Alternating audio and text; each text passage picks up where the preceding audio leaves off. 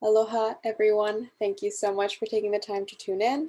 My name is Sarah Balbus, and I'm very excited to be presenting and sharing about my field experience.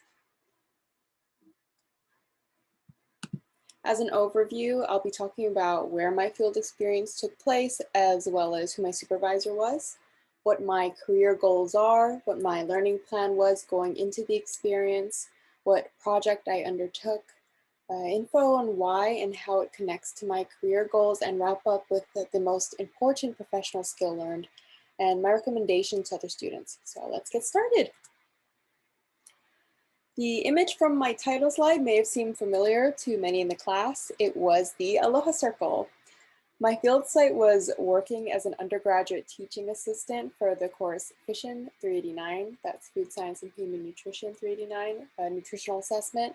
My supervisor was, of course, the one, the only, Dr. Marie Kainoa Pakowski-Revilla, but many students refer to her as Kumi.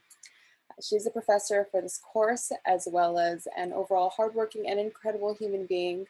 And although she is my main mentor, it would not feel right to not mention the number one kokua, Mr. Rick Barone, the graduate teaching assistant and PhD student, as well as my fellow UGTA, Rochelle Yamashiro. I am so grateful to have been able to work alongside this team. They have all made a tremendous impact on me and set such a great example of good work ethic, which brings me to my next slide on my career goals after graduation. I am currently working part-time at the Academic and Student Affairs Office within the College of Tropical Agriculture and Human Resources. What a mouthful. It is shortened to CTAR ASAO. I am a student assistant there.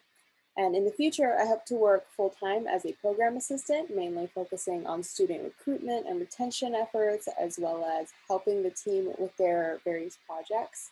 I think my coworker, Jessie Radovich, who is the education specialist at the Academic Affairs Office, put it best when she said to me that we have the best job ever because the main goal of our department is to make students happy.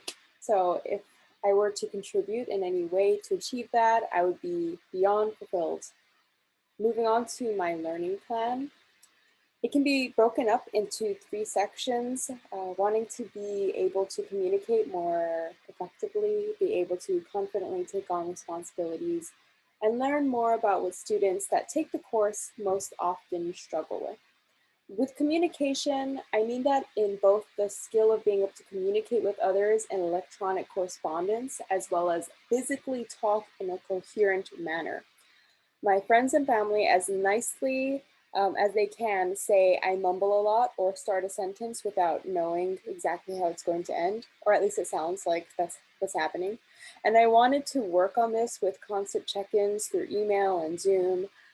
Grading assignments with Rochelle truly put my abilities as an effective communicator to the test because we have to remain consistent in our grading because uh, regarding short answer questions, sometimes it's not a matter of is this right and is this wrong? We give partial points and we need to make sure that we aren't assuming a situation in class. Like, oh, maybe these students didn't hear about this needing to be done in class or to use a certain year's data set when answering. So we communicate that with Kumi and Rick. In terms of being able to take on more responsibility, the biggest contributor to success for this skill would be planning ahead of time to make sure all assignments are looked over, to know how much time is needed to be set aside to grade, collect all questions that need to be talked over with Rochelle or further along to Kumura Kokua to relook at assignments and do our own calculations if we suspect there are issues with the model answers or grading sheet or LALIMA, and then go back into input grades or make corrections to our grading.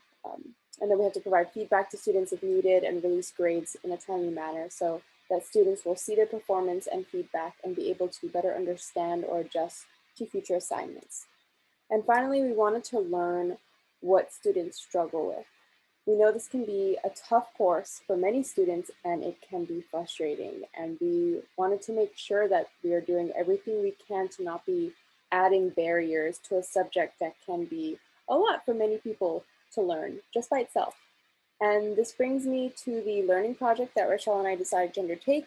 that we refer to as the student success data sheet.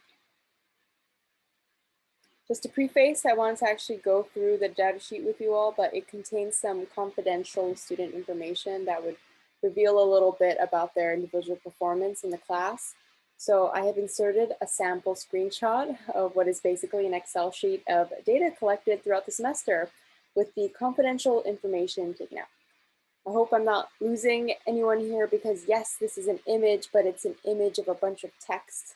So the main features of the Excel sheet, which is named the Student Success Data Sheet, has each question of the current mini assignments as they are laid out, with the percentage of students that did not get a fully correct answer. So partial or no credit, with the students that may have turned in the assignment or even attempted the answer, or that have not even attempted to answer the question factored in. Then we have each individual student and we note down for every partial and correct answer they have, the reason behind why they didn't receive full credit.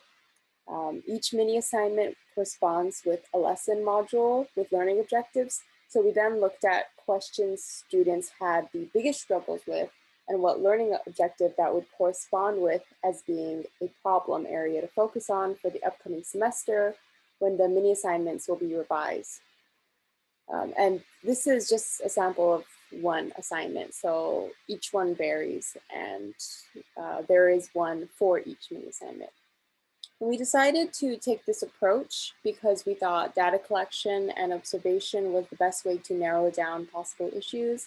We could have directly asked the students with a questionnaire, but if we were in their position, it would be difficult to answer because there could be a variety of issues across the mini assignments, or maybe they wouldn't be honest for fear of not wanting to offend by saying the questions asked in the mini assignments were not ideal if we wanted to get the correct answer from them. And Rochelle and I wanted to create this resource that Kumu and Rick could use for revising the mini assignments that easily summarizes each MA without having to go through each one, since they vary from 5-question assignments to assignments that are 50 questions long, and they're not just multiple choice.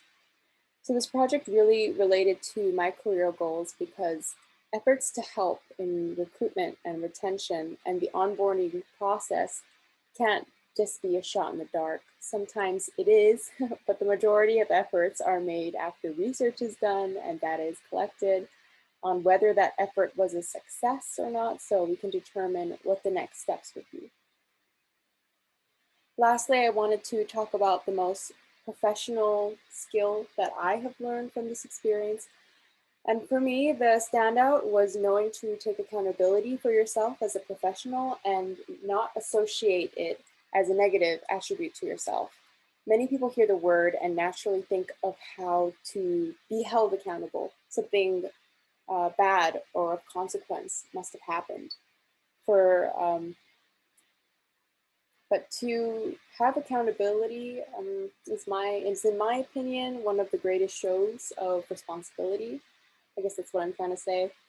And the reason why I chose that is because of prior unsavory experiences in past working environments where I was definitely being mistreated and I was miserable, but I felt like it wasn't my fault and that I was not happy because I was under the assumption that there will be people you don't agree with in every workplace, which can still be true.